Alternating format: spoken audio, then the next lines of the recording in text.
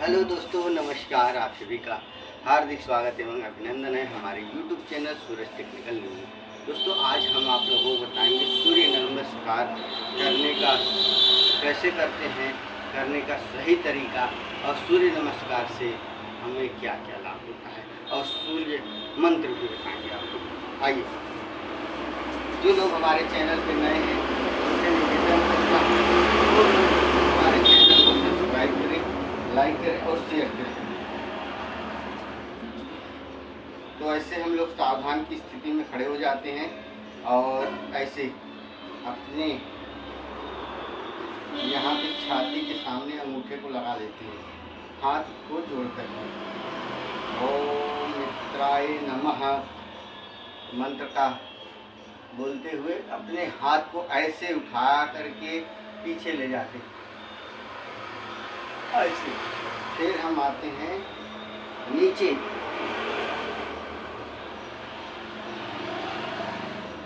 आते हैं इस तरह से अपने सर को घुटने में टच करते हैं। फिर हम बाएं पैर को आगे ले जाते हैं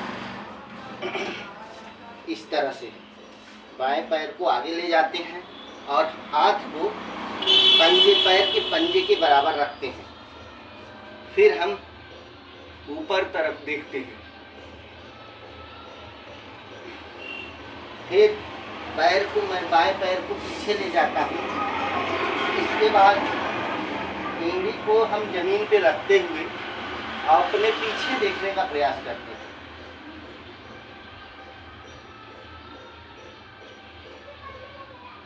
पीछे देखने पैरों के गैप के बीच में से पीछे देखते हैं।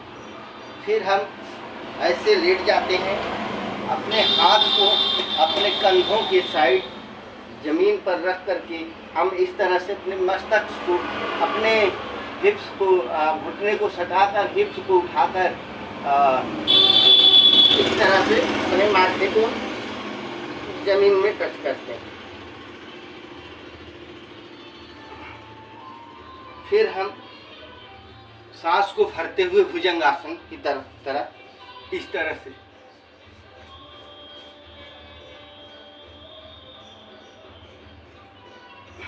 फिर हम पर्वतासन में चले जाते हैं। एड़ी को पीछे रखते हैं और अपने पैर के बीच में देखते हैं। फिर हम दाहिने पैर को आगे ले आते हैं, फिर हम ऊपर देखने का प्रयास करते हैं। फिर अपने पैर को पीछे ले जाकर के अपने हाथ को जमीन में टच करते हुए पैर के बगल अपने सर को घुटनों में टच करते हैं। फिर हम हाथ को जोड़ते हुए इस तरह से हो जाते हैं। तो ये हमारा सूर्य नमस्कार। अब सूर्य नमस्कार के आपको बताएंगे फायदे। सूर्य नमस्कार के मंत्र हैं ओम मित्राय नमः, ओम रवये नमः, ओम सूर्याय नमः, ओम भानुवे नमः, ओम खगाय नमः, ओम कुष्णे नमः, ओम हिरण्यगर्भाय नमः, ओम मरीचय नमः, ओम आदित्याय नमः, ओम सवित्रे नमः, ओम अर्काय नमः, ओम भास्कराय नमः, ओम सवित्र सूर्य नारायणाय नमः। पहली स्थिति होती है दोनों पैरों की एड़ियों और अंगूठों को परस्पर लगे हुए, संपूर्ण शरीर तना हुआ, दृष्टि नासिकाग्र दोनों हथेलियों को नमस्कार की मुद्रा में, अंगूठे को सीने से लगे हुए।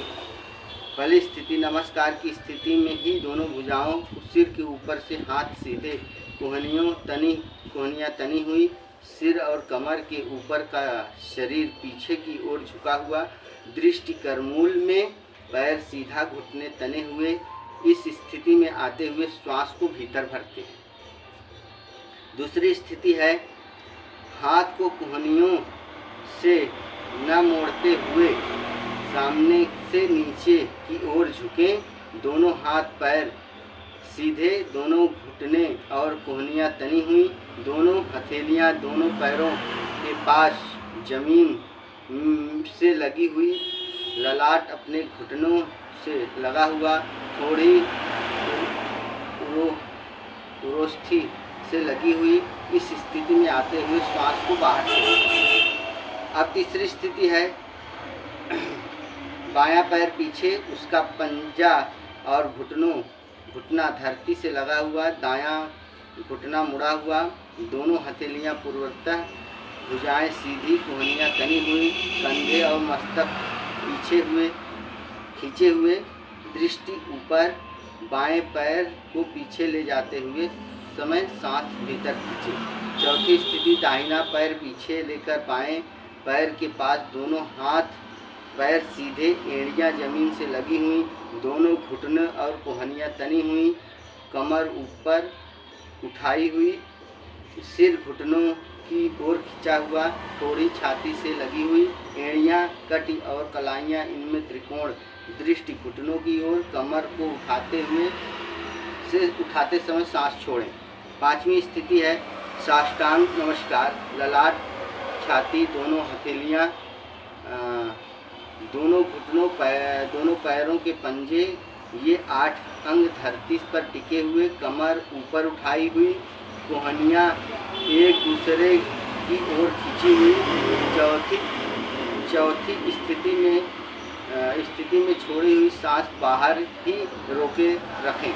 छठी स्थिति घुटने और जांघ धरती से सटी हुई, हाथ सीधे, कोहनियाँ तनी हुई, शरीर कमर से ऊपर उठा हुआ, मस्तक पीछे की ओर झुका हुआ, दृष्टि ऊपर, कमर हथेलियों की ओर खींची हुई, पैरों के पंजे स्थिर, मेरुदंड धनुषाकार, शरीर को ऊपर उठाते समय श्वास भीतर लें, जैसा कि आपने वीडियो में देखा है।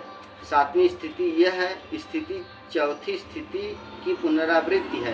कमर ऊपर उठाई हुई, दोनों हाथ पैर सीधे, दोनों घुटने और कोहनियाँ तनी हुई, दोनों एड़ियाँ धरती पर टिकी हुई, मस्तक घुटने की ओर खींचा हुआ, थोड़ी उपरोष्ठ से लगी हुई, एड़ियाँ, कटी और कलाइयाँ इनमें त्रिकोण, श्वास को बाहर छोड़ते हैं। आठवीं स्थिति बायां पैर आगे लाकर, पैर का पंजा दोनों हथेलियों के बीच पूर्व स्थान पर, दाहिने पैर का पंजा और घुटना धरती पर टिका हुआ, दृष्टि ऊपर की ओर। इस स्थिति में आते समय श्वास भीतर लें। तीसरी और आठवीं स्थिति में पीछे आगे जाने वाला पैर प्रत्येक सूर्य नमस्कार में बदले।